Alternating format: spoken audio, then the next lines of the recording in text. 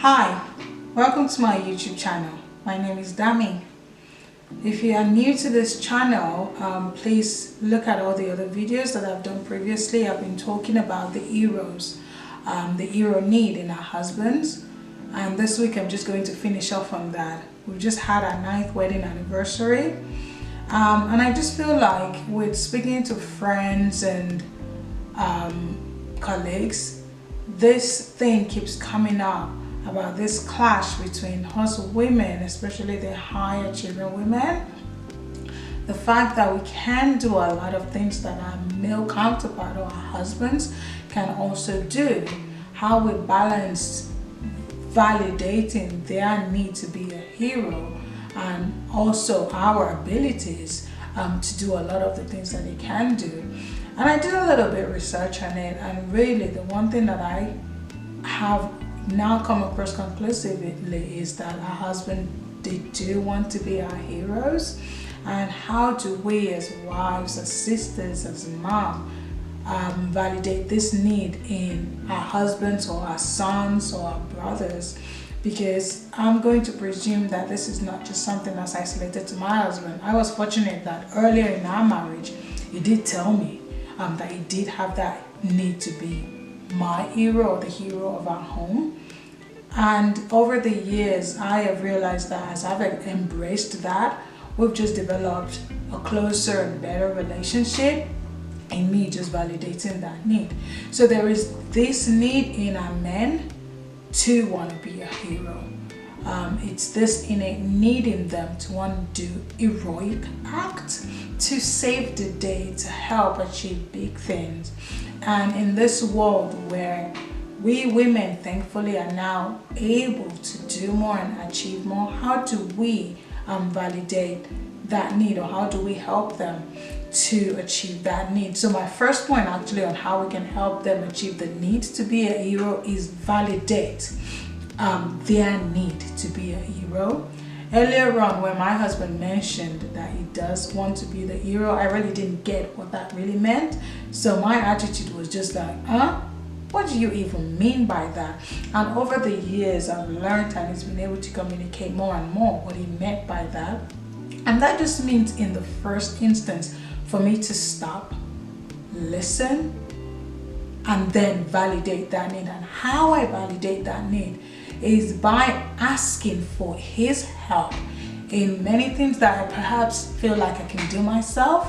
But in order for me to validate his need to be a hero, I have learned to ask for help. The one thing I should prepare you for is that he probably won't do it the way you want him to do it, because really it's not you. So whatever it is you're asking for help for, just extend grace and pray for grace for yourself to be patient, because he probably, like I said, won't do it the way you would do it. He probably won't do it in the time you want him to do it either. But for us to validate that needing them to be a hero, we just need to be patient, ask for the help, and then be patient with the process. There will be a process where you ask for the help and he probably doesn't do it quick enough or the way you want it to be. But just know that he isn't trying to not do it. He is still wanting to be your hero. He's just not going to be you, so he won't do it the way you want him to do it. The second thing that I've learned is to affirm my man. Whether your man's love language is words of affirmation or not, every man wants to be told the different ways in which they are your hero. Any man really, in my opinion these days, any man who is showing up for their family in the world that we live in, where the statistics says there are only about 40% of households that have fathers in them. Any man who is showing up, coming home, engaging with you and the kids, and doing his bit to lead your family, hopefully in the way of the Lord, he's a hero in my eyes. Because many of our men, unfortunately, are not well prepared based on their experiences or their upbringing to be the hero that you think you want, you deserve. But know that he still wants to be that hero, and you just have to call out. You have to call out that hero in him. You have to call out the man that the Lord has created him to be by using your words carefully and by making sure that your words affirm either who he is and what he is doing, or who the Lord has put in him to be. You can call it out even when you don't see it at that very time point. You can still call it out by affirming who God says he is. Probably not what he's doing at the time or what he is behaving like, but that doesn't define who he is. It doesn't define who God says he is. So you can still affirm who God says he is. So we've said validate his need by asking for his help, and then be patient with the process. Affirm who God says he is, even when he might not be behaving like the hero that you think you deserve. And the third thing will be respect. And I chuckle because I watched earlier a skit, because I hope it is a skit, on Adela, where there is this couple saying their vows, and the preacher says to the lady to repeat the words that most of us are familiar with, but it gets to a point where the preacher says to respect and to obey, and she says, what? The preacher repeats, to respect and to obey. She says, respect who and respect what? So I'm hoping that that is not the kind of responses that you would give when someone says to you to say to your husband to respect and to obey. There is a big need as part of this need to be a hero. In order to validate that need, or in order to support that need to be a hero, you do have to have a huge element of respect for your man, for your husband, for your sons, for your brothers. Actually, I don't find that this is just isolated to a couple relationship. I think it applies to that brother, it applies to that son, that in general men do need to be respected, and we respect them in the way we communicate with them, in the way we respect their ideas, their opinions, their values. Sometimes it will give you an opinion that you think it's not totally sound. You still have to be respectful in the way you respond to him.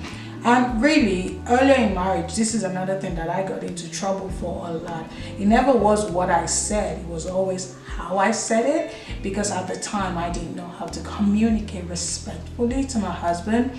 So therefore he would get upset with me with the way I said something, or the way I responded to something perhaps he had said or done.